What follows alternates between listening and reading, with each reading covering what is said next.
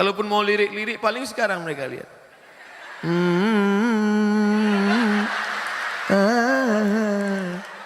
Udah habis itu pulang.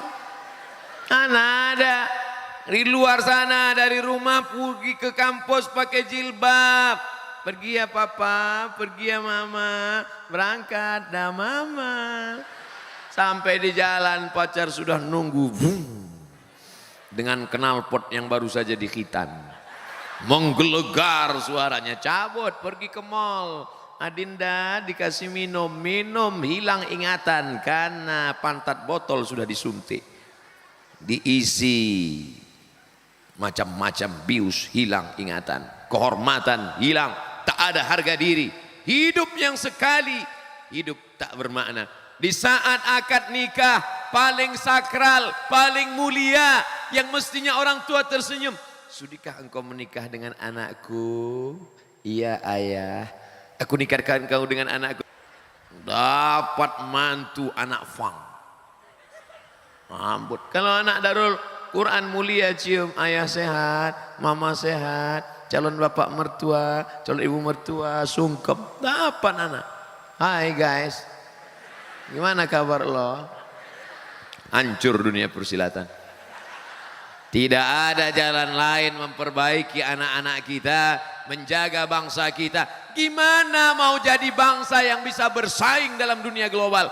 Nanti tidak akan ada lagi visa-visa bisnis, tidak akan ada lagi surat-surat izin, karena kita sudah trade perdagangan global internasional, pasar-pasar. Sekarang orang Vietnam sudah kursus nyetir pakai bahasa Jawa. Vietnam sudah kursus nyetir pakai bahasa Jawa. Artinya apa? Mereka akan datang menyerbu 2-3 tahun akan datang menyerbu Jakarta, Bandung, Bogor, Sumatera, Kalimantan, Sulawesi. Mereka akan mendaftarkan diri sebagai driver. Jangankan yang insinyur, jangankan yang doktor, jangankan PhD, Doctor of Philosophy, jangankan dokter. Untuk jadi supir pun akan bersaing dengan negara-negara ketiga. Lalu kita akan jadi apa? Tanah punya kita, bumi punya kita, tapi kita akan menjadi tamu di negeri sendiri kalau tidak dijaga. Makanya tema kita malam ini, jaga NKRI. Dengan cara apa? Serius belajar. Dan mata anak-anakku ini kelihatan mata-mata yang serius. Bismillahirrahmanirrahim. Assalamualaikum warahmatullahi wabarakatuh.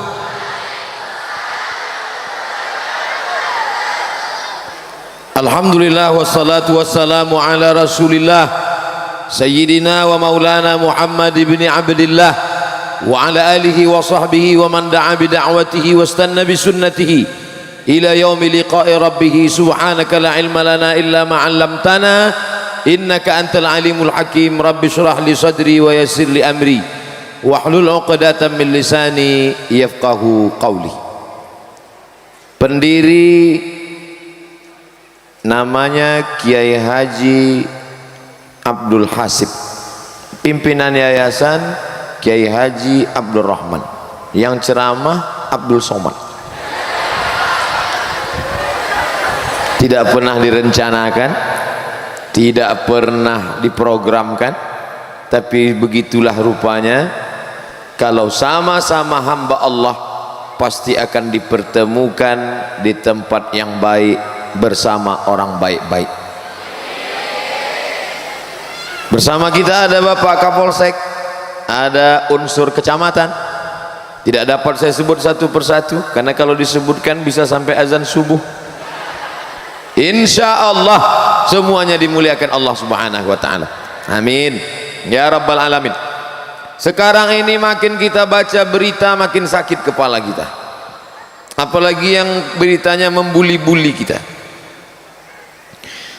Dulu waktu saya masih kuliah musim haji pergi ke Mekah, sampai di sana ketemu sama jamaah haji dari Indonesia.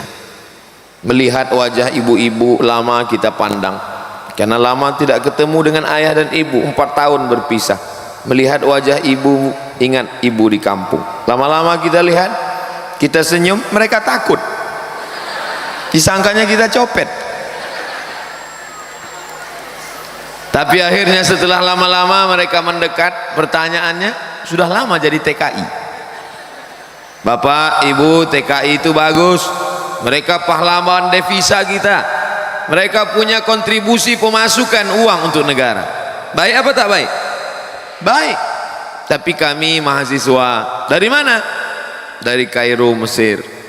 Terus ngapain kemari? Melaksanakan ibadah haji sambil kerja. Apa kata jamaah haji Indonesia? Pulanglah nak, Indonesia sekarang sudah darurat. Kenapa bu? Bahaya. Apa bahayanya? Anak TK sudah memperkosa anak SD. Mohon maaf beribu maaf, itu memang nyata, saya dengar sendiri di telinga saya. Waktu itu saya sangka ini kalimat hiperbola, mengada-ngada. Apa ini? Nggak benar ini, isu ini. Ternyata apa yang terjadi benar. Anak-anak SD dewasa sebelum masanya, mereka matang di karbit oleh internet, Twitter, BBM, WhatsApp, Instagram, Telegram, miligram, kilogram. Tontonannya, makanannya pakai pengawet, ada pemicu libido seksual, ditambah dengan tontonannya, ditambah lagi anak perempuan tidak dikhitan. Maaf beribu maaf, yang saya ceritakan ini fakta, data, bukan fiktif, bukan ilusi.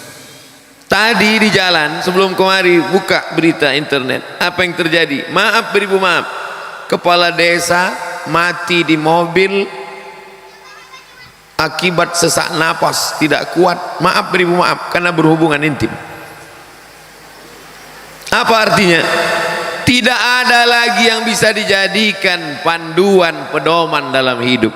Anak-anaknya rusak, sampai kepada atasnya rusak.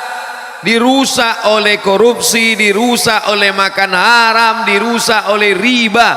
Sampai saya berpikir melihat dunia ini, kalau begitu pergi ke gunung menyendiri bersemedi sampai malaikat maut datang. Putus asa. Kalau bolehlah ada ayat yang mengatakan, hai Abdul Somad, silakanlah berputus asa. Sudah putus asa saja melihat dunia ini. Tapi ternyata di tengah kegalauan, di tengah kekacauan, di tengah berita yang begitu, rupanya masih ada secercah cahaya, masih ada satu bintang di tengah gelap. Bintang itu bernama Darul Quran Mulia. Abdul Somad, kalau engkau khawatir ada anak TK, ada anak SD yang mabuk, mabuknya bukan mabuk sabu-sabu, mabuk lem kambing. Kalau kau khawatir ada orang korupsi, ada orang nepotisme, ada orang buat dosa, kena virus HIV AIDS, nampaknya gagah perkasa tegap, rupanya melambai, LGBT, maka Abdul Somad, nun di sana ada secercah cahaya masa depan. Mereka SMP 3 tahun, SMA 3 tahun, tamat mereka, sama-sama anak SMA, tapi dalam kepalanya ada 30 juz Al-Quran. Jumlah mereka berapa saat ini? 2150 orang, laki-laki dan perempuan. Ustadz tahu dari mana? Saya tanya dulu. Masya Allah, tabarakallah. Maka saya datang kemari bukan mau ceramah, datang bukan mau takziah, tapi datang membangkitkan semangat. Insya Allah pulang dari Darul Quran Mulia ini makin menggelegar suara saya. Padahal selama ini ceramah saya sudah slow-slow aja. Assalamualaikum jamaah, kita ini ya usah terlalu semangat, kita udah mau mati. Anak SD nggak bisa lagi diharap, anak SMP sudah cabut sama pacarnya, anak SMA sudah hamil 3 bulan, anak mahasiswi sudah jadi ayam kampus, pejabat-pejabat sudah makan riba, makan haram, tak ada lagi yang bisa kita harapkan. Maka kita doa aja supaya mati husnul khotimah. Iyalah Pak Ustadz. Tapi setelah datang ke Darul Quran Mulia, maka akan ada jenderal bintang 4 penghafal Al-Quran, akan ada gubernur tapi hafal Al-Quran, 20 tahun akan datang ada dokter spesialis hafal Al-Quran. Ini Abdul Somad nih ngawur. Mana mungkin bisa jadi dokter spesialis? Emang gratis? Memang gratis. Yang ngomong siapa? Rektor. Saya ceramah di Jogja. Yang waktu Ustadz diusir itu, iya. Tapi ada satu kampus yang nerima saya, namanya Universitas Islam Indonesia Yogyakarta. Dan Bapak Rektor ngasih tahu, Fakultas Kedokteran di sini memberikan beasiswa full untuk penghafal Al-Quran. Masya Allah, tabarakallah. S1 dokter umum, S1 dokter umum, dari mulai sakit jantung, bisul sampai kurap. Tapi begitu mereka cerdas, naik ke S2 dokter spesialis, tamat mereka dokter, dan mereka pulang menjadi pengabdi masyarakat di tengah umat. Mereka juga punya klinik. Sebagian gaji mereka untuk membantu operasi bibir sumbing gratis, khitan gratis. Ustaz Abdul Somad ceramah tidak hanya tausiah, hadiri tablik akbar Ustaz Abdul Somad dan pemeriksaan hamil gratis. Hadiri tablik akbar Abdul Somad, khitan masal gratis. Daftarkan anak dan suami Anda. Wah, Ustaz ini ada-ada aja, masa daftarkan suaminya? Mu'alaf baru masuk Islam. Hadiri 100 khitan gratis bersama dokter hafal Quran alumni Darul Quran Mulia. Berikut ini pemotongan pertama oleh Ustaz Abdul Somad. Nggak ada yang mau, lari semua, bukan bidang dia. Tapi begitu datang dokter spesialis, jilbabnya panjang, bajunya panjang, megang jarum suntik, masuk ke ruang ICU. Semua yang di ruang itu judul lagunya Setengah Napasku Pergi. Udah mau mati. Masuk ibu dokter, Bismillahirrahmanirrahim, Yasin wal Qur'anil Hakim, innaka laminal mursalin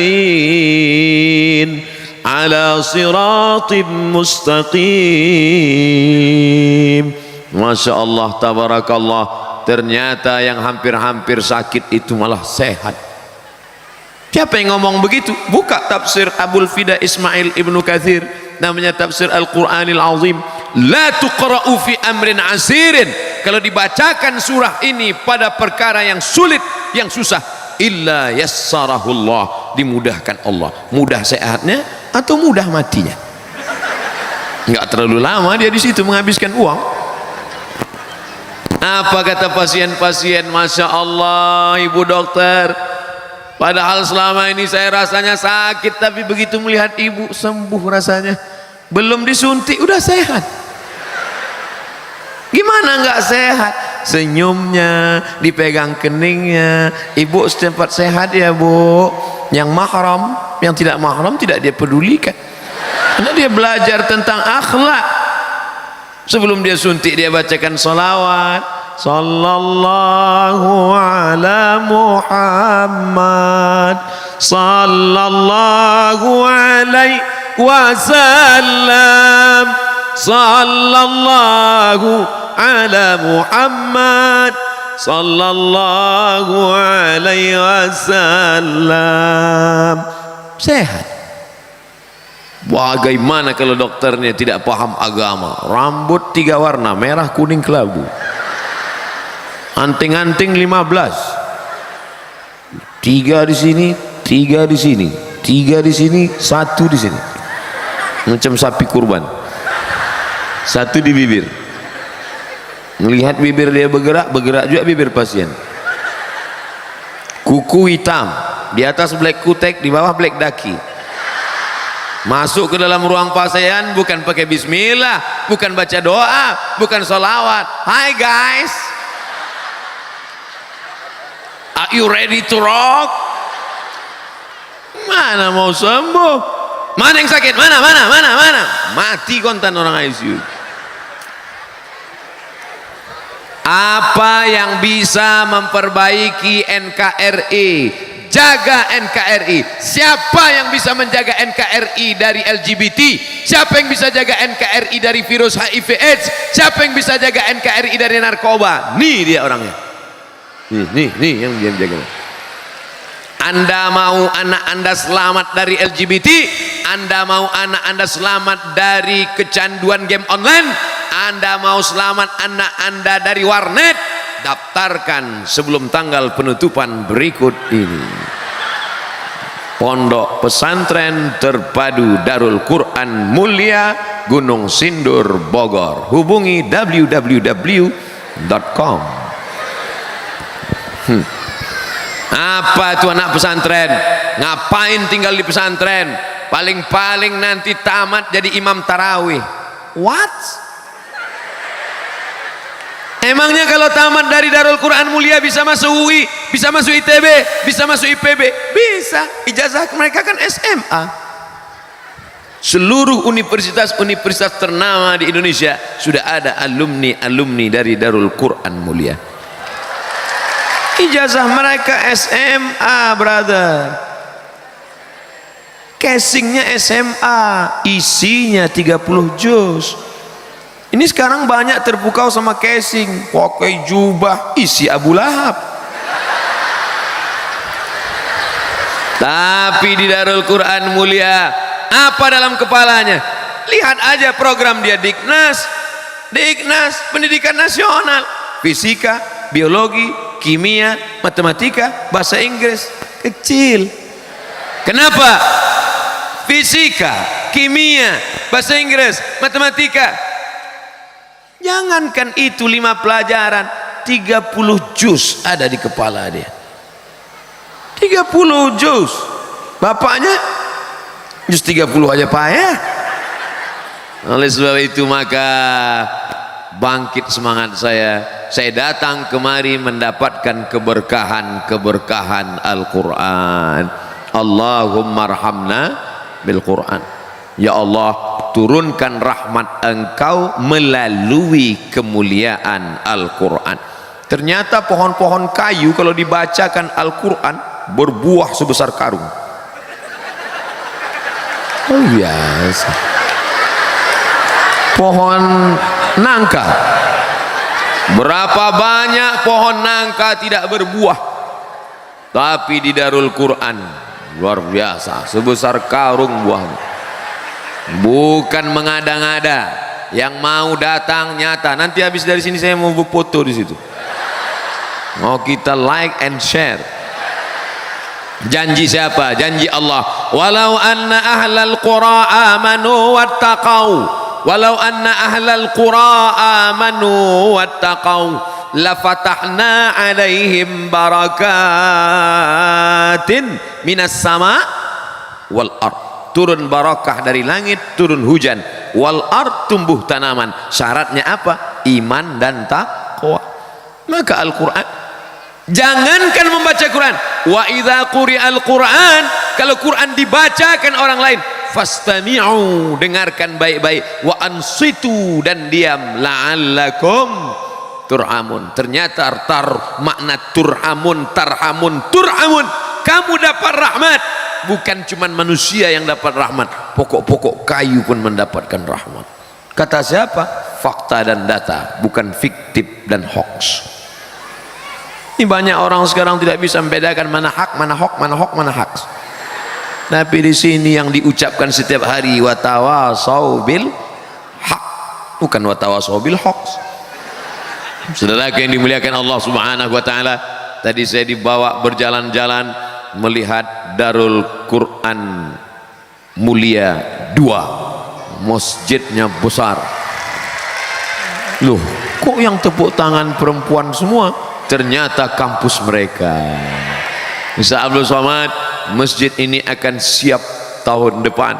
Ustaz Abdul Somad, sebelum penerimaan siswa 2020, gedung-gedung guru, kelas-kelas sudah siap. Duitnya dari mana? Ternyata barokah Al-Quran. Ada wali santri yang berkata, saya akan siapkan gedungnya, saya akan siapkan kelasnya.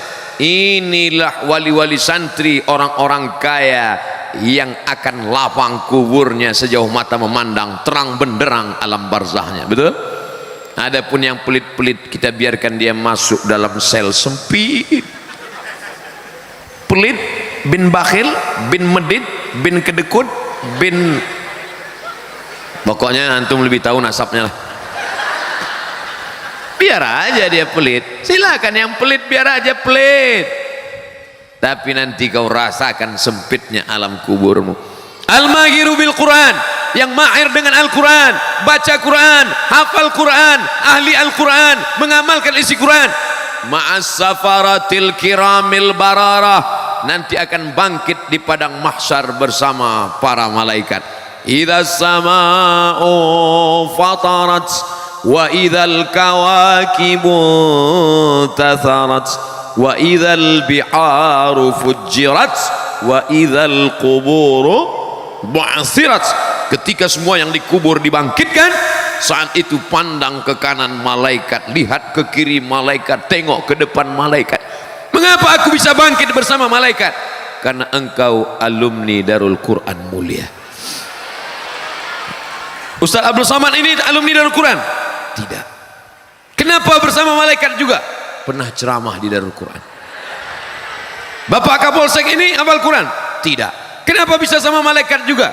Pernah tugas jadi Kapolsek di daerah Darul Quran. Berlomba-lomba mereka ingin dapat tugas seperti Pak Kapolsek. Bapak Camat hafal Quran? Tidak. Kenapa bisa bangkit bersama mereka? Karena pernah hadir. Yang enggak hadir, yang enggak ikut. Pegawai kantor camat malah yang masuk surga duluan daripada camatnya. Makanya Pak Camat, besok datanglah kemari. Masya Allah, tabarakallah, kemuliaan Al-Quran. Malam itu malam yang biasa saja. Malam Senin, malam Selasa, malam Rabu, malam Kamis, malam Jumat, malam Muharram, malam Safar, malam Rabiul Awal, malam Rabiul Akhir, malam 1, malam 2, malam 3, malam 29, malam 30. Tidak ada beda dia dengan malam yang lain. Tapi kenapa malam itu siapa yang beramal, amalnya lebih dari 83 tahun? Apa sebabnya? Karena pada malam itu turunnya Al-Quran. Inna anzalnahu fi lailatul qadr. Dalam ayat lain, inna anzalnahu fi lailatin mubarakah. Makna Lailatul Qadar pertama, lailatun fiha qadrun, di dalamnya ada kemuliaan. Makna Lailatul Qadar, yufraqu fihi kullu amrin hakim, pada malam itu ditetapkan takdir setahun ke depan. Lailatul Qadar maknanya qudira alaihi rizquhu, disempitkan rezekinya. Lailatul Qadar artinya malam yang sempit. Seandainya malaikat itu dalam bentuk fisik, dalam bentuk tulang, dalam bentuk kulit, dalam bentuk daging, fisik, materi, sempit dunia ini. Tapi karena malaikat dalam bentuk cahaya, maka cahaya tidak mengambil tempat. Cahaya, cahaya, cahaya, cahaya, beribu cahaya kita pasang, cahaya tidak mengambil tempat. Maka malam Lailatul Qadar pada waktu paginya matahari redup. Kenapa matahari redup pada malam Lailatul Qadar? Karena malaikat yang bercahaya-cahaya, kilauan cahaya malaikat mengalahkan cahaya matahari. Malam itu menjadi mulia karena kemuliaan Al-Quran. Abdul Somad tidak mulia. Abdul Somad sama dengan yang lain, terbuat dari tanah. Yang terbuat dari api angkat tangan. Khalaqtahu min nar, khalaqtani min nar, wa khalaqtahu min tin. Kalau ada yang ngaku dari nar, brother iblis. Semua kita dari tanah. Tapi kenapa Abdul Somad malam ini dimuliakan, duduk dengan kiai, diberi kursi? Orang rebut-rebutan nyari kursi, saya dikasih kursi malam ini. Masya Allah, tabarakallah. Abdul Somad dimuliakan karena ingat beberapa ayat dikeluarkan dari mulutnya. Hanya beberapa ayat saja yang saya ingat, dimuliakan. Apalagi anak-anak saya, 1 juz, 2 juz, 5 juz, SMP 15 juz, SMA 15 juz, 30 juz. Tapi katanya Ustadz di SMP itu berat, tahsinnya lagi, tajwidnya, membetulkan bacaannya. Betul apa kata Kiai tadi, duduk sejenak waktu makan. Ustadz Abdul Somad menghafal Quran ini seperti naik sepeda. Memang kayuhan pertamanya jatuh, tapi kalau sudah lancar dia bisa ngebut.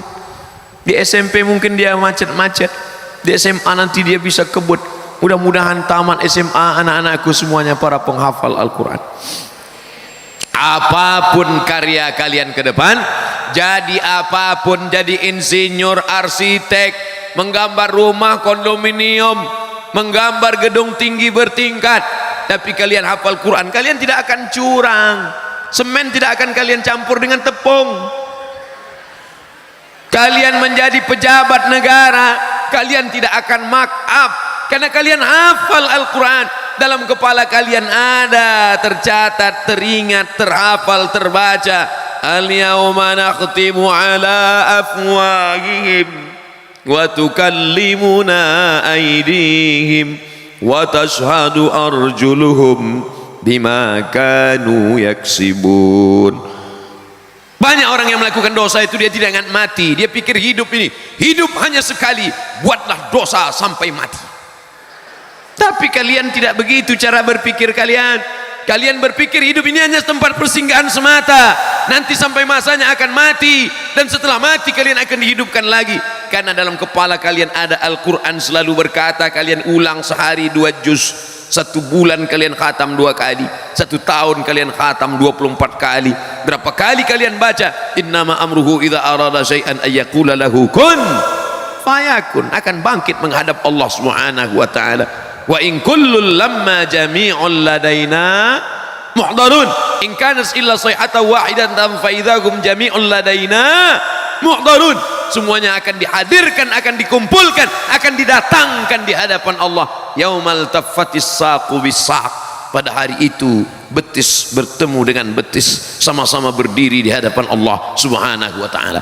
Maka Bapak Ibu kalau ingin anaknya baik, tidak makan haram, tidak berzina, tidak pacaran, solusi terakhir benteng adalah Darul Quran Mulia. Setuju apa enggak setuju? Terserah, yang enggak setuju ya enggak apa-apa. Lihat aja anaknya nanti. Alhamdulillah, mana ada anak Darul Quran pacaran? Orang kampusnya beda. Tadi saya tanya, sekelas enggak mereka ini? Enggak Pak Ustaz. Sekarang kok mereka dekat-dekatan? Malam ini aja. Itu pun ada meja di antara kita. Habis acara ini mereka pulang semua. Kalaupun mau lirik-lirik paling sekarang mereka lihat.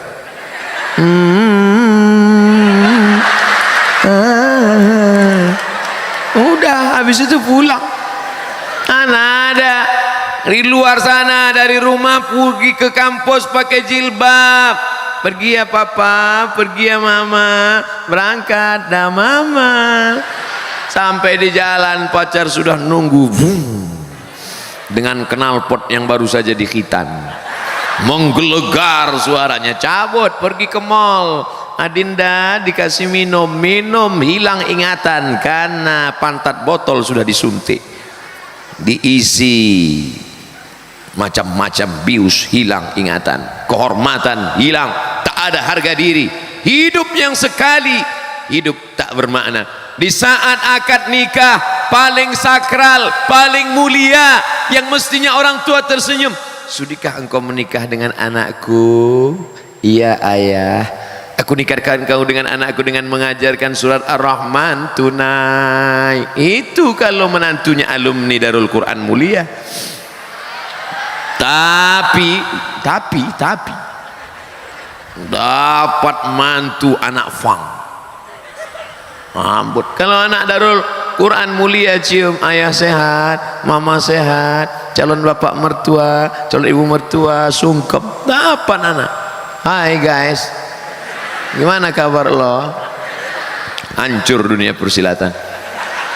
Tidak ada jalan lain memperbaiki anak-anak kita, menjaga bangsa kita. Gimana mau jadi bangsa yang bisa bersaing dalam dunia global?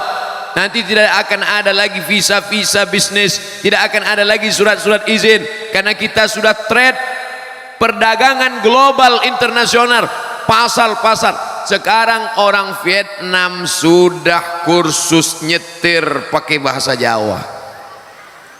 Vietnam sudah kursus nyetir pakai bahasa Jawa. Artinya apa? Mereka akan datang menyerbu 2-3 tahun akan datang menyerbu Jakarta, Bandung, Bogor, Sumatera, Kalimantan, Sulawesi. Mereka akan mendaftarkan diri sebagai driver. Jangankan yang insinyur, jangankan yang doktor, jangankan PhD, Doctor of Philosophy, jangankan dokter, untuk jadi supir pun akan bersaing dengan negara-negara ketiga.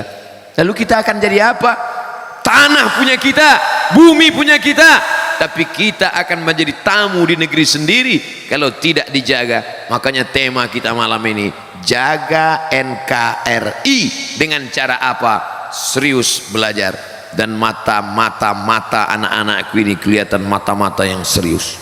Di tempat lain saya ceramah tidur. Di sini padahal mereka berat. Ustaz Abdul Somad di sini berat belajarnya. Mereka jam 4 sudah bangun, betul? Komplain, bukan jam 4 Ustaz, jam 3 kami bangun. Ustaz Somad dulu emangnya pernah juga di pesantren? Pernah. Selesai Pak Ustaz? Hampir. Berat nggak dulu Ustaz? Oh, anak-anakku masih lumayan, ada perempuan.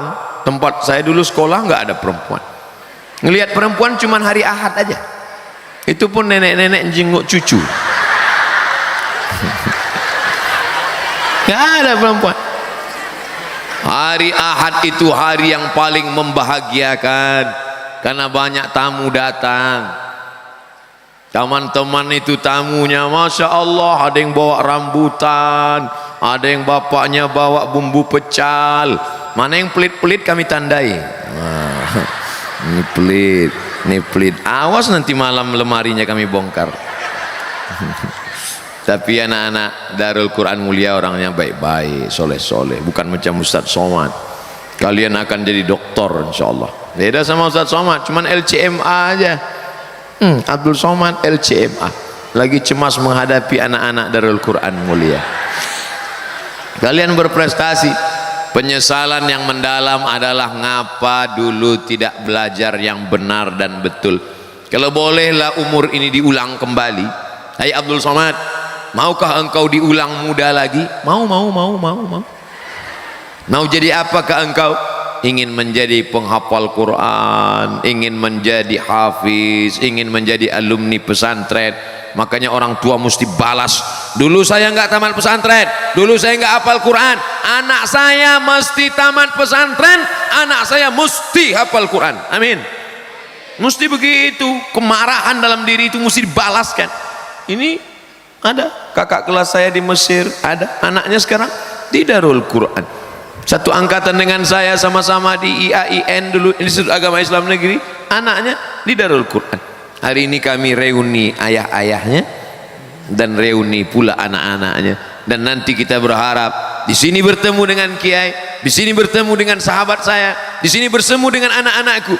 Nanti juga kita akan bertemu dalam surga Jannatul Firdaus bersama Nabi Muhammad sallallahu alaihi wasallam. 13 tahun usia Darul Quran Mulia, Ustaz Abdul Somad diundang tausiah. 13 tahun. Nanti di usia yang ke-30 tahun diadakan reuni akbar alumni seluruh Nusantara Darul Quran Mulia. Siapa penceramahnya? Abdul Somad juga. Mungkin sebagian bapak-bapak udah meninggal. Bapak udah ada. Sebagian ibu-ibu pun udah ada yang mendahului. Saya masih tetap hidup. Kenapa? Ya karena doa alumni. Mereka berdoa, ya Allah, kami nanti mau ada acara reuni akbar yang ke-30 tahun, ke-40 tahun penceramahnya Abdul Somad, ya Allah. Amin. Banyak yang nggak mau ngamin kan? Siapa yang nggak bahagia? Hari ini mereka duduk di bawah, biasa sederhana, tapi nanti ketika alumni reuni akbar yang ke-40 tahun, mereka sudah duduk pakai jas, pakai dasi, ngangguk. Oh, tahap yang dianggukkannya kita nggak tahu. Masya Allah. Itu siapa itu Pak yang ganteng pakai jas di sana? Oh, itu alumni Darul Quran Mulia. Apa titelnya sekarang? PhD. Doctor of Philosophy. Dari mana? Cambridge University. Dari London. Masya Allah. Ngapain di London? Nggak ada, jalan-jalan aja. Kuliah dia belajar.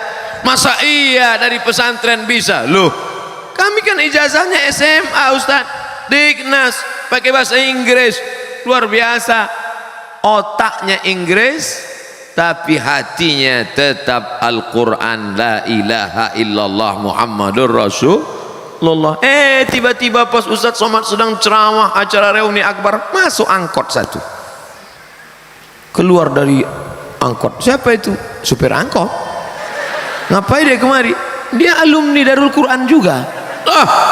Buat jatuh martabat Darul Quran aja. Masa supir angkot? Ustaz jangan sepele. Supir angkot rezekinya halal daripada koruptor. Terus kok bisa dia supir angkot? Memang dia supir angkot Ustaz, tapi seluruh angkot di Indonesia dia ketuanya. Masya Allah, tabarakallah. Artinya apa? Kekuasaan dipegang oleh orang-orang yang di kepalanya ada Al-Quran. Setuju apa enggak setuju? Kalau mau melihat NKRI 20 tahun akan datang, lihatlah anak SMA yang sekarang. SMA sekarang berapa tahun SMA? 3 tahun. Kalau naik tiap tahun. Masih ada yang nggak naik kelas zaman sekarang? Yang sekarang SMP kelas 1, 3 tahun SMP, 3 tahun SMA, S1 4 tahun. Maka kalau mau melihat bagaimana pegawai Pemprov, pemerintahan provinsi, Pemda, pemerintahan daerah, Pemko, pemerintahan kota, DPRD, legislatif, yudikatif, kalau mau melihat bagaimana Indonesia NKRI 10 tahun akan datang, lihat yang SMP kelas 1 sekarang. Kalau kelas 1 aja udah sakau, kelas 1 SMP udah sakau, kelas 3 error, kelas 10 hang. Gimana nanti masa depan Indonesia? Tapi dia bisa juga jadi anggota dewan. Kenapa? Dia main sebar duit, dia beli itu suara orang miskin, akhirnya terpilih menjadi ketua anggota legislatif sidang paripurna dalam keadaan sakau nih. APBD kabupaten kita untuk ini sekarang tuh dipukulnya kepala wakil mati. Indonesia akan dijual. Kita tidak lagi bangga menyanyikan Indonesia Raya. Indonesia tanah airku, tanah tumpah darahku. Sekarang kita bangga berkata tanah airku. Tanahnya punya kita, airnya punya kita. Tapi kalau tidak kita jaga NKRI, tanahnya digarap orang, airnya dijual orang. Kita cuman jadi apa? Pembeli, konsumtif, bukan jadi produsen. Ini jangan sampai nanti lagu kita pun berubah, na'udzubillah. Makanya siapa yang bisa menjaga NKRI? Anak Darul Quran mulia kalau ikut tes polisi, lulus apa enggak lulus? Lulus. Di tes fisiknya sehat, dadanya sehat. Mereka yang di luar sana jam 12 cabut, pas diperiksa dada, mohon maaf Pak, anak Bapak nggak lulus. Kenapa? Dada berawan, telinga bekas anting. Nggak terelakkan karena pergaulan luar biasa. Anak yang baik, anak yang sopan, anak yang santun, kalau dipengaruhi oleh lingkungan, lama-lama berubah apa nggak berubah? Berubah. Ustadz kok tahu? Ustadz pernah merasakan. Ustadz dulu nggak merokok, tapi karena banyak kawan-kawan, Mat, merokok? Tidak. Bencong. Oh, bangkit. Apa kau bilang? Aku kalau nggak merokok bencong. Mari. Lingkungan pengaruhnya besar. Tapi di sini mereka bukan bersaing asap rokok, mereka bukan bersaing narkoba, mereka bukan bersaing pacaran, mereka bukan bersaing motor, mereka bukan bersaing malam mingguan, tapi mereka bersaing hafalan. Kamu sudah berapa juz? Saya sudah 4 juz. Kamu? Juz mangga, juz melon, juz. Inilah yang akan menjaga NKRI. Jadi nanti kalau ada orang yang bertanya, siapa tausiah tadi malam? Ustaz Abdul Somad. Apa judulnya? Menjaga NKRI. Terus isinya enggak tahu, pokoknya itulah kata dia tadi malam. Kalau mau NKRI tetap ada 20-30 tahun akan datang, serangan dari luar kita tetap kuat, maka salah satu penjaga itu adalah pondok pesantren. 10 November hari apa? Hari pahlawan. Kenapa 10 November itu ditetapkan sebagai hari pahlawan? Karena 10 November meledak perang di Surabaya melawan agresi Belanda. Betul? Pontang-panting itu Belanda lari dikejar arek-arek Surabaya. Yang tinggal cuman durian Belanda. Orang Belanda sudah pulang semua ke Amsterdam, tapi banyak orang lupa. Apa yang dilupakan orang? 10 November semua tahu. Ada yang dilupakan orang. Apa dia? Asbabun nuzul 10 November. 10 November itu ada asbabun nuzulnya.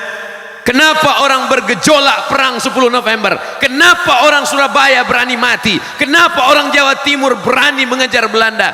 Karena bagi mereka matinya mati syahid, iskariman, hidup mulia, au mursahidan, atau mati syahid. Siapa yang mengeluarkan fatwa mati syahid? Ulama. Dikeluarkanlah fatwa oleh Kiai Haji Hashim Asy'ari, resolusi jihad tanggal 22 Oktober yang ditetapkan 22 Oktober sebagai hari santri. 10 November, betul, itu ledakannya 10 November. Tapi dari mana orang bisa semangat? Siapa yang membakar saat itu? Semangat yang luar biasa. Ulama mengeluarkan fatwa, ati Allah wa ati Rasul wa ulil amri. Siapa ulil amri? Ulama yang mengamalkan sunnah Rasulullah SAW. Keluar fatwa ulama, siapa yang berperang melawan penjajah Belanda kafir, maka matinya mati syahid, maka surga di depan mata mereka. Siapa yang mati syahid, tidak merasakan sakaratul maut, tidak merasakan azab kubur, tidak merasakan hisab, langsung masuk surga. Berteriak mereka, takbir, lari Belanda itu pontang-panting, habis mereka semua. Jadi kalau bercerita tentang NKRI, siapa yang paling berjasa memperjuangkan NKRI kalau bukan anak-anak pesantren? Makanya kalau ada orang sekarang mencurigai, wah ini anak-anak pesantren ini nggak cinta NKRI, baca sejarah brother, jas merah, jangan sekali-sekali melupakan sejarah. Kata siapa itu? Presiden Soekarno, sang proklamator kemerdekaan Republik Indonesia. Sudah dapat surat tilang. Tadi saya mulai jam 8:30, sekarang jam 9:15. Ternyata saya sudah bicara 45 menit. Ternyata bicara di depan para ahli Al-Quran itu tak terasa waktu mengalir, karena setannya nggak ada. Kadang dengar ceramah itu lama itu kan ada setan. Saya sangka di pesantren, Ustaz kalau ceramah di pesantren nanti pasti santrinya tidur karena makan tahu tempe. Ustaz nanti kalau ceramah di pesantren pasti santrinya tidur karena capek, kurang gizi. Siapa bilang? Saya ceramah dari ujung ke ujung semuanya matanya sudah semua. Kenapa demikian? Karena dalam kepala mereka Al-Quran, maka setan jauh dari dia. Apa kata setan? Enti kalau nggoda yang sana aja, yang ini jangan, itu Quran kepalanya. Yang itu apa isi kepalanya? Koran. Bagaimana menurut Ustadz tentang kebijakan baru, yaitu nikah minimal harus 19 tahun dan harus ada sertifikat siap nikah terlebih dulu dengan mengikuti pelatihan 3 bulan.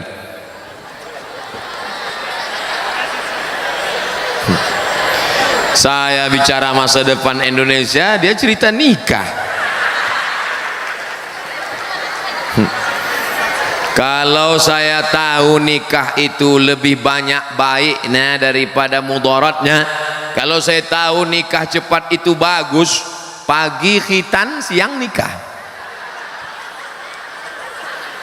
Tapi tentu Nabi juga bersabda, kata Nabi, man istata'a minkumul ba'ah, siapa di antara kamu yang sudah ba'ah. Ba'ah artinya al-qudrah, mampu secara finansial, Adik-adik, anak-anakku sekalian, kalian sekolah, kakak kelas kalian banyak sekarang, ada di Turki, ada di Mesir, lebih 15 alumni Darul Quran Mulia di Kairo, Mesir. Saya waktu ke Mesir, anak-anak Mesir, adik-adik kelas nanya, Ustaz, kami gimana kalau nikah atau kuliah Pak Ustaz? Kuliah sambil nikah. Terus makannya gimana? Subsidi silang. Kamu dapat kiriman kan? Iya. Kamu dapat kiriman? Iya. Gabungkan APBD-nya. Cari yang siap dari nol. Di pom bensin dong Ustaz. Adinda, AA kan lagi belum kerja nih. Siap nggak makan sehari denganku? Jangankan semakan sehari, Senin Kamis aja kita puasa kata dia. Tapi jangan lama-lama gitu. Nah, oleh sebab itu perlu kesiapan mental. Masalah perlu sertifikat sebelum nikah ini memang dari dulu saya ngomong ke Bapak Kepala Kantor Wilayah Kementerian Agama Provinsi Riau dulu, namanya Pak Dr. Asyari Nur. Pak Dokter, ini sekarang banyak laki-laki nggak mengerti masalah nikah, dikit-dikit marah, satu hari sampai jatuh tolak 5. Pagi kopi terdatang lambat datang tolak 1, sambal terlalu pedas tolak 2, gulai kurang garam tolak 3. Nggak ngerti dia masalah nikah. Jadi Pak, kata saya waktu itu, gimana kalau kita buatkan 20 SKS, orang yang mau nikah ini dibuatkan kursus pranikah. Setelah dia ngerti masalah pernikahan, akidahnya mantap, bisa jadi imam, baru dia boleh nikah. Bagus, setuju. Jadi program ini tinggal diisi saja, dibuatkan. Tidak boleh menikah sebelum ikut kursus bisa baca Quran. Setuju? Supaya dia bisa jadi imam. Bayangkan kalau suaminya tamat Darul Quran Mulia, Masya Allah, di tengah malam itu dia akan membangunkan istrinya, wake up my darling, wake up my honey. Karena dia tiap malam tahajud di Darul Quran. Dia pun sholat, Allahu Akbar, Bismillahirrahmanirrahim, Ar-Rahman Allamal Quran, Khalaqal Insan, Allamahul Bayan. Allahu Akbar. Kata makmumnya, loh kok cepat banget gitu.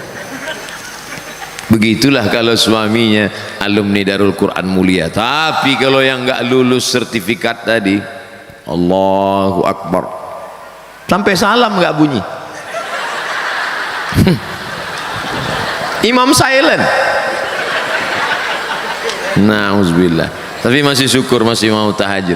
Nah, jadi ini kita isi saja pelatihan 3 bulan bagus, tapi isinya harus diisi dengan pesan-pesan Islami. Suaminya pandai baca Quran, suaminya mesti sholat, ngerti masalah hukum tolak, rujuk, li'an, khulu, ngerti masalah pembagian harta warisan. Ini banyak sekarang anak-anak kita yang perempuan ditipu, dibodohi sama suami yang nggak ngerti agama ini. Istriku, sejak kamu jadi suami, sejak kamu punya suami aku, maka segala surat tanahmu, surat mobilmu, semuanya milik aku, karena sorgamu di bawah tapak kakiku. Ini pembodohan luar biasa. Oleh sebab itu 3 bulan pelatihan ini harus diisi dengan nilai-nilai kebangsaan, nilai-nilai keagamaan. Maka ini bagus sekali. Assalamualaikum Ustaz. Waalaikumsalam. Semoga antum selalu dalam lindungan Allah ya. 2150 santri mendoakan saya, menembus pintu-pintu langit. 2150 santri mendoakan, dari yang kecil-kecil tadi. Yang kecil-kecil malah manggil Ustaz. Ya kan? Anak-anak yang tak berdosa itu.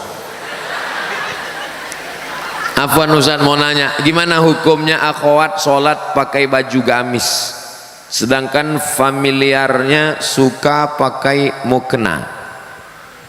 Mukena itu cuma ada di Indonesia. Di Mesir nggak ada mukena. Antum capek nyari mukena di Maroko, nggak akan ketemu. Jadi pakaian dalam Islam itu tidak diatur oleh fashion style, tapi yang diatur adalah sifatnya. Sifat pakaiannya longgar, menutup aurat, maka dia sudah boleh dipakai untuk sholat. Tidak dilihat kainnya, walaupun kainnya terbuat dari jeans, kain jeans, tapi longgar. Kainnya jeans tapi longgar, lebar. Karena tidak diatur kainnya terbuat dari apa. Oh, nggak boleh pakai jeans Pak Ustaz. Sholat pakai jeans nggak batal. Mana dalilnya? Ini minal jinnati wan nas. Nggak benar ini. Nah, jadi jin yang nggak boleh itu kan jin sempit.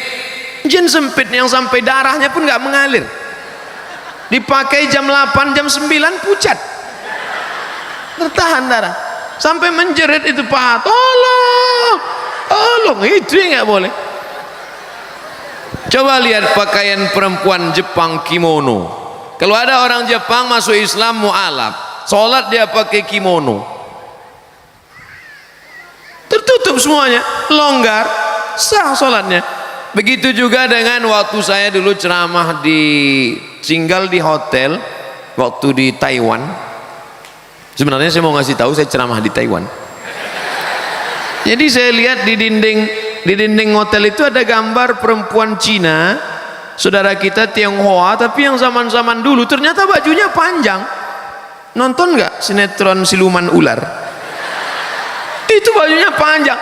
Lama saya perhatikan, tinggal pakai jilbab aja dia, panjang, longgar, tutup aurat.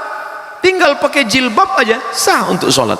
Ya, jadi agama Islam, ya ayuhan nabi, wahai Muhammad SAW, qul li azwajika, katakan kepada istrimu, wa banatika, anak perempuanmu, wa nisa'il mu'minin, perempuan yang beriman, bagaimana?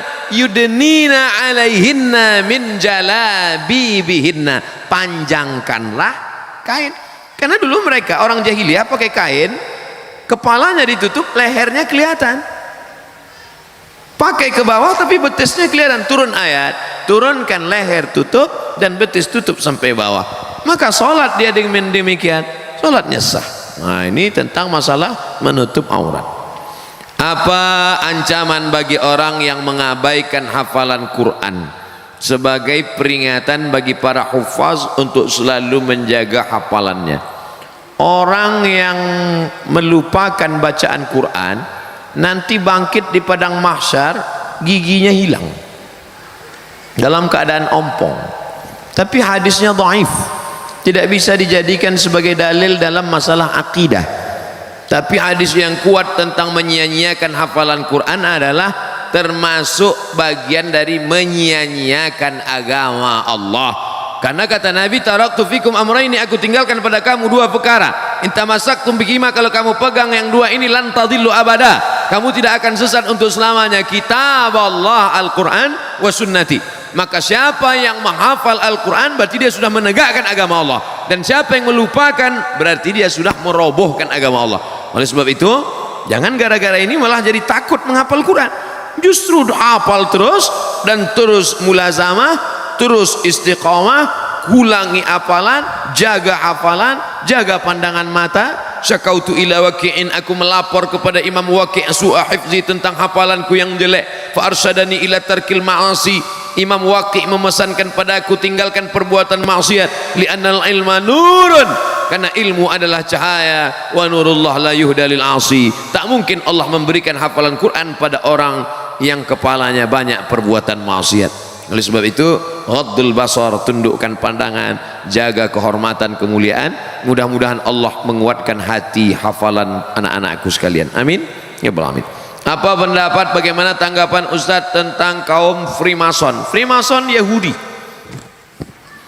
tidak membawa agama, tapi yang dibawanya adalah pemikiran pluralisme, semua agama benar, semuanya selamat, jangan tanya akidahnya, yang penting orangnya baik, yang penting orangnya sopan, jangan tanya agama, jangan tanya akidah. Dalam Islam justru lain asyrakta, kalau kau syirik la yahbatanna amaluka, semua amalmu tidak bermakna. Wa qadimna ila ma amilu min amalin, semua amal kamu nanti akan didatangkan, ini sedekahmu, ini wakafmu, ini infakmu, tapi kemudian dijadikan amal itu haba'am manthura, seperti debu yang dihembus angin. Dalam Islam pokok pangkal pertama yang penting adalah akidah.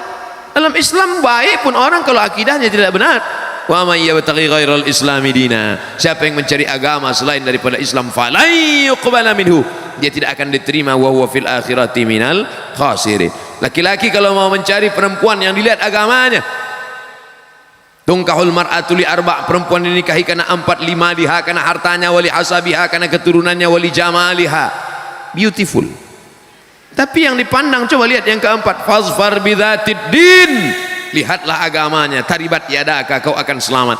Perempuan kalau memandang laki-laki, walinya, bapaknya, kakeknya, abangnya, adiknya, pandang laki-laki apa? 2, idza ja'akum man tardawna dinahu, kalau kau lihat ada laki-laki baik agamanya, wa khuluquhu, baik akhlaknya, fazawwijuhu, nikahkan anakmu, adikmu dengan dia. Yang pertama dilihat dari laki-laki agama, yang dilihat dari perempuan agama. Jadi sekarang kalau ada Freemason mengatakan agama nggak penting, yang penting dia orangnya baik, yang penting gajinya besar, yang penting mobilnya mewah. Oh, nggak bisa begitu. Iya kalau mobilnya cash, kalau kredit. Ustadz, jika kita punya utang, wah ini udah cerita utang nih, belum dibayar. Ketika kita ingin membayarnya, kita tidak tahu di mana orangnya berada. Alhamdulillah. Bagaimana cara kita untuk membayar utang tersebut? Cari dia. Di mana nyarinya Pak Ustadz? Google.com. Sekarang dengan adanya teknologi mudah sekali mencari. Saya berapa kali cari teman SD, teman sekolah, teman pesantren, saya cari di FB ketemu. Efek positifnya bisa silaturahim, tapi ada juga efek negatifnya. Banyak yang CLBK, cucian lama belum kering. Tadi saya buat undangan reuni. Ustaz Somad tolong umumkan acara reuni anak SMEA. Hai saudara-saudara alumni SMEA sekolah anu, jangan lupa hadiri reuni pada tanggal sekian. Reuni tetap sambung silaturahim, awas jangan CLBK, waspadalah. Nah, oleh sebab itu reuni-reuni bagus, ya kan? Iya kata anak Ustaz. Nah, cari dia. Kalau sudah dicari nggak juga ketemu ahli warisnya, ternyata dia sudah meninggal, anaknya ada, bayar ke anaknya. Anaknya juga nggak ada lagi Pak Ustadz. Maka hitung berapa hutangmu dulu, hitung menurut harga emas tahun 80 1 gram berapa. Kalau 1 gram sekarang 500.000, ikut dulu kamu hutangnya berapa. Kalau dihitung emas 2 gram Pak Ustadz, waktu itu berapa? 25.000. Sekarang 2 gram emas sudah 1 juta. Jangan bayar 25.000, karena 25.000 sekarang dengan dulu inflasi, harga tidak stabil. Yang stabil itu emas. 2 gram dulu berarti 1 juta sekarang. Bayarkan. Kemana bayarnya? Lembaga yang dinikmati orang banyak. Di mana itu Pak Ustadz? Yang paling berkah para penghafal Quran, serahkan ke Darul Quran Mulia untuk pembangunan masjid. Kalau Darul Quran mau nerima, bisa jadi Darul Quran Mulia nggak mau nerima. Pak, saya mau membayar hutang. Sudah kamu cari? Sudah. Hutang apa ini? Dulu Pak. Hutang apa? Saya malu mau cerita. Masalah apa? Dulu makan bakwan sering bayar. Kalau cuman bakwan jangan bawa ke Darul Quran, terlalu kecil brother. Serahkan ke lembaga yang dinikmati orang banyak. Apa itu? Panti asuhan, pondok pesantren, pembangunan masjid, panti jompo. Bagaimana mengurangi kemaksiatan yang sudah menjadi kebiasaan, bahkan sudah menjadi karakter, sudah menjadi perbuatan kebiasaan. Pepatah kita mengatakan Allah bisa karena biasa, terbiasa. Kalau terbiasa bangun jam 3, setelah itu sholat tahajud, habis itu sholat witir, habis itu ngapal, habis itu ngulangi hafalan, habis itu tahsin, habis itu, maka dia akan terbiasa. Begitu juga sebaliknya, kalau sudah terbiasa buat dosa, maka perbuatan yang pertama mesti dilakukan adalah taubatan nasuha. Ya ayyuhalladzina amanu, hai orang beriman, tubu ilallah taubatan nasuha. Setelah itu berjamaah buat komunitas, komunitas ekstatu, mantan petatu, komunitas jombloan fisabilillah, komunitas biker subuhan, komunitas banyak, buat komunitas. Karena serigala akan menerkam kambing yang melepaskan diri dari jamaah. Alaikum bil jamaah, iyyakum wal furqah. Setelah itu sering-sering lihat orang sakit, sering lihat orang mati, melihat liang kubur. Kalau perlu liang lahat itu dipoto, dijadikan wallpaper, jadi supaya ingat terus.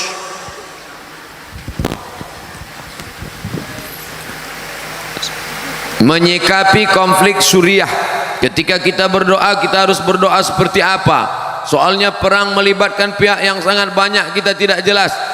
Allahumma ansuril Islam wal muslimin, tolonglah saudara kami orang Islam muslimin. Waqdulil kafarata wal musyrikin, hinakan orang kafir dan orang musyrik.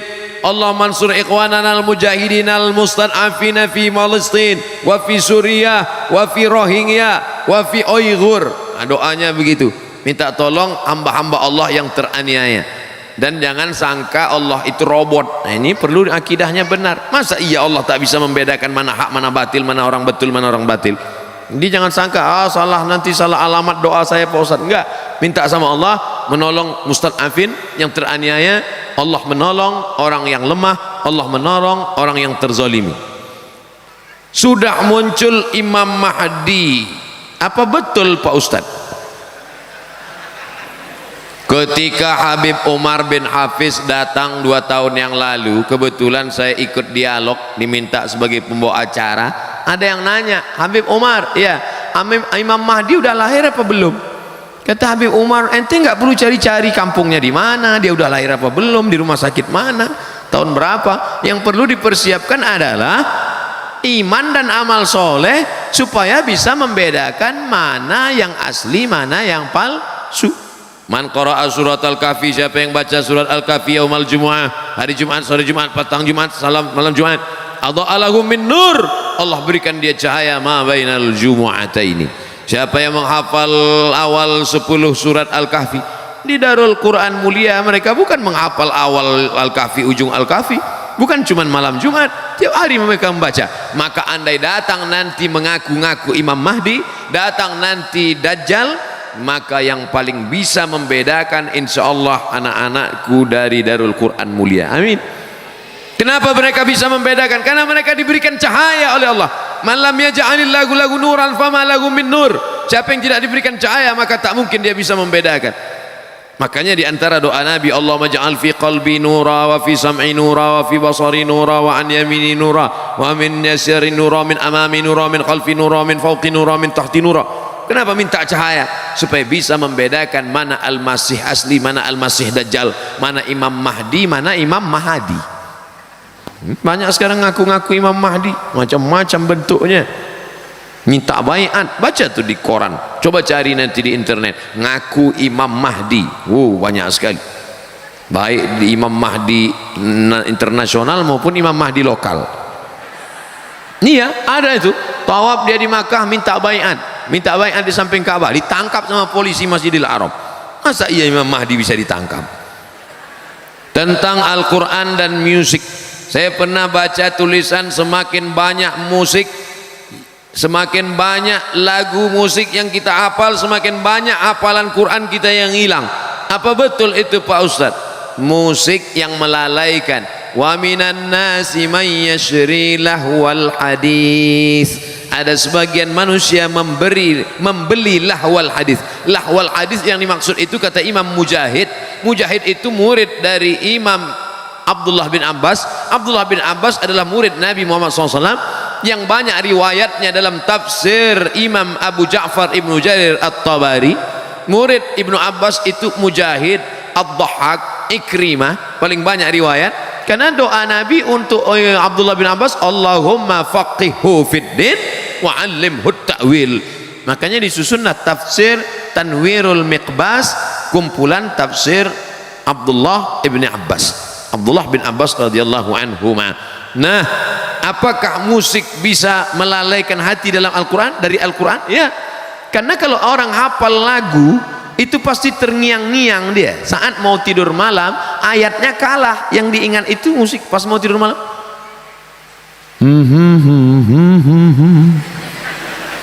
Dia terngiang-ngiang sampai nanti pas mau sakratul maut pun bisa. Oleh sebab itu maka, tapi kalau lagunya lagu religi, lagu solawat, lagu yang mendekatkan kepada ingat mati, yang searah sejalan dengan Al-Quran, karena Al-Quran itu sendiri pun dibaca dengan lagu.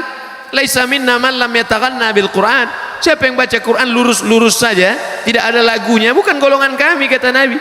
Makanya para ulama membolehkan memasukkan bayati, soba, sika, nahawan, jaharka, ras. Itu tadi qori kita, itu kan pakai lagu itu. A'udzubillahi minasyaitonir rajim.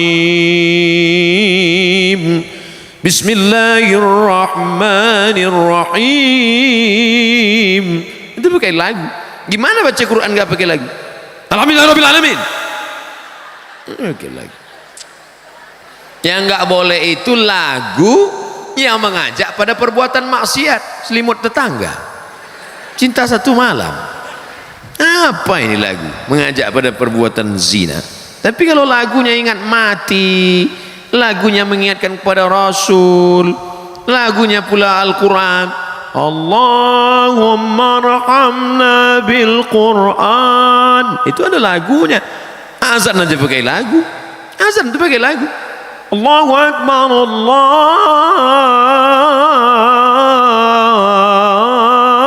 Akbar, pakai lagu. Gimana azan nggak pakai lagu? Allahu Akbar, Allahu Akbar, itu bukan azan, ngamuk.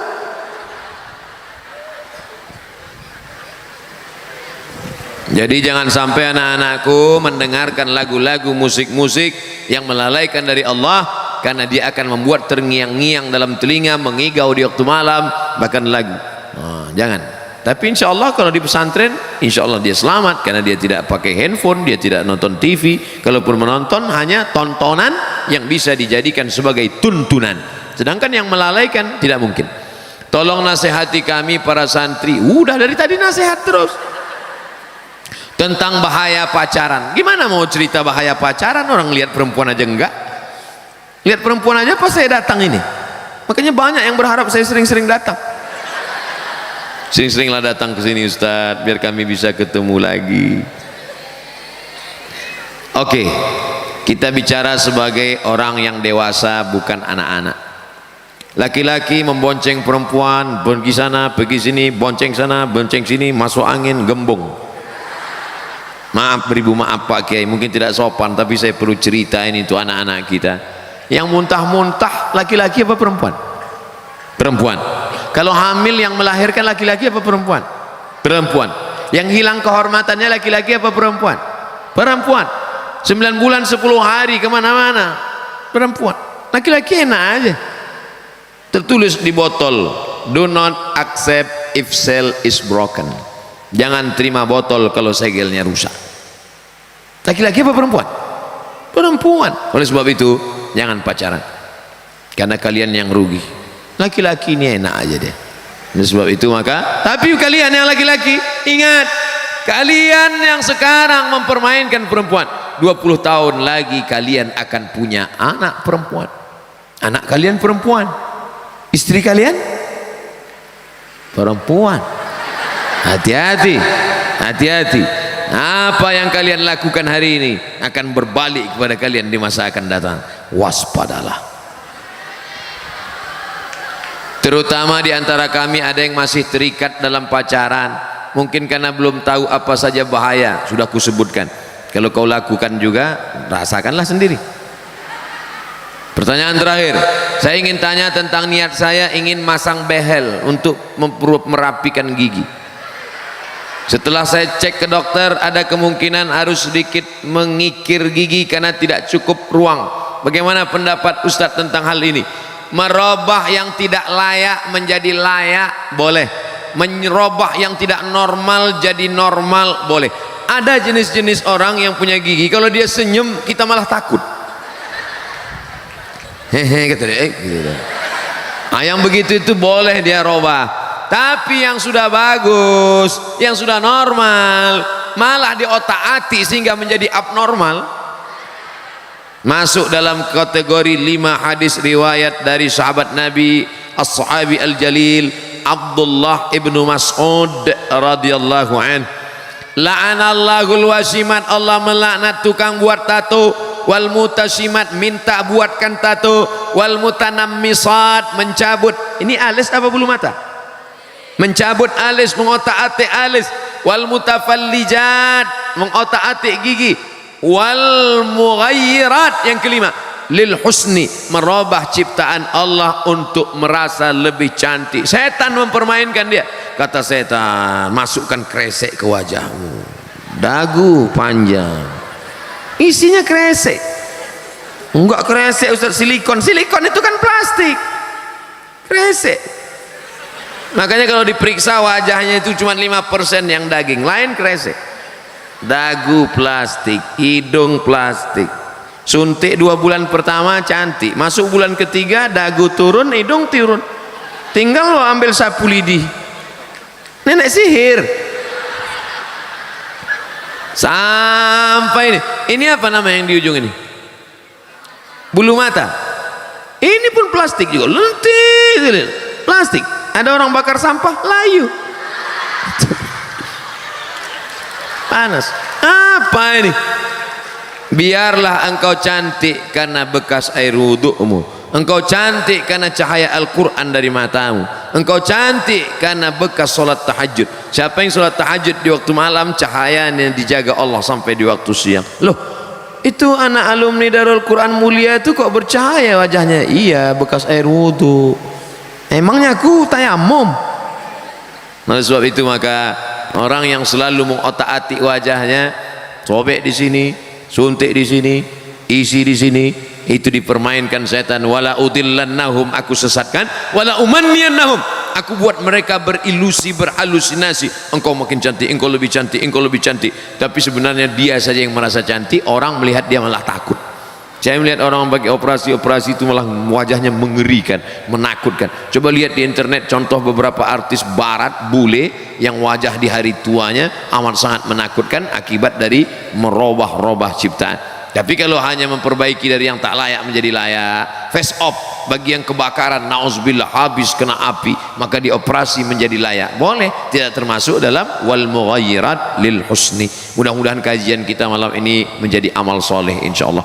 Di akhir majlis mari kita sama-sama berdoa kepada Allah. Astaghfirullahalazim, astaghfirullahalazim, astaghfirullahalazim alladzi la ilaha illa huwal hayyul qayyum wa atubu ilaih. Allahumma arhamna bil Quran, curahkan rahmat kasih sayangmu kepada kami berkat kemuliaan Al-Quran. Waj'alhu lana imaman wa nuran wa hudan wa rahmah, jadikan Al-Quran sebagai pembimbing, jadikan Al-Quran sebagai cahaya, jadi Al-Quran sebagai hidayah bagi kami ya Allah. Warzuqna tilawatahu ana al-laili wa atrafan nahar, berikan kami rezeki kami dapat membaca, menghayati, menghafal, mengajarkan Al-Quran pagi, petang, siang dan malam.